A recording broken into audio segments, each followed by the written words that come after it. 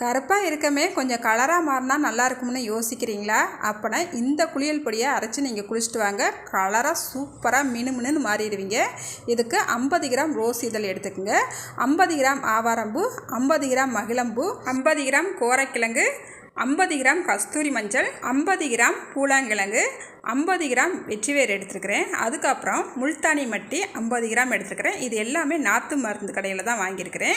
இப்போ அரை கிலோவுக்கு மைசூர் தால் எடுத்துருக்கிறேன், பாசிப்பயிறு அரை கிலோ எடுத்துருக்கிறேன், கடலைப்பருப்பு அரை கிலோ எடுத்துருக்கேங்க. இது எல்லாத்தையுமே நல்லா வெயிலில் போட்டு நல்லா காய வச்சு எடுத்து நல்லா ரைஸ் மில்லில் கொடுத்து அரைச்சி எடுத்து வந்துட்டோம்னா நம்மளுக்கு இந்த குளியல் பொடி நல்லா கமகமன்னு சூப்பராக ரெடி ஆயிருங்க. அதுக்கப்புறமா இந்த முல்தானி மட்டி பொடி வச்சுருக்கோம் இல்லையா, அதையுமேவும் இதோட சேர்த்துக்கலாங்க. நம்ம அரைச்சி வந்துருக்கிற குளியல் பொடியோட சேர்த்துட்டு நல்லா கலந்து விட்டுக்கலாம். இந்த பொடியை நல்லா ஆற வச்சு நம்ம எடுத்து வச்சுக்கிட்டோம்னா 1 வருஷம் நம்மளுக்கு கெட்டு போகாமல் அப்படியே இருக்குங்க. இதில் இருந்து ஒரு 2 ஸ்பூன் எடுத்துகிட்டு நீங்கள் பால் அல்லது பச்சை தண்ணி எதுனாலும் கலந்து நல்லா சோப் போட்டு குளித்தா பிறகு நீங்கள் இதை தேய்ச்சி குளிச்சுட்டு வாங்க.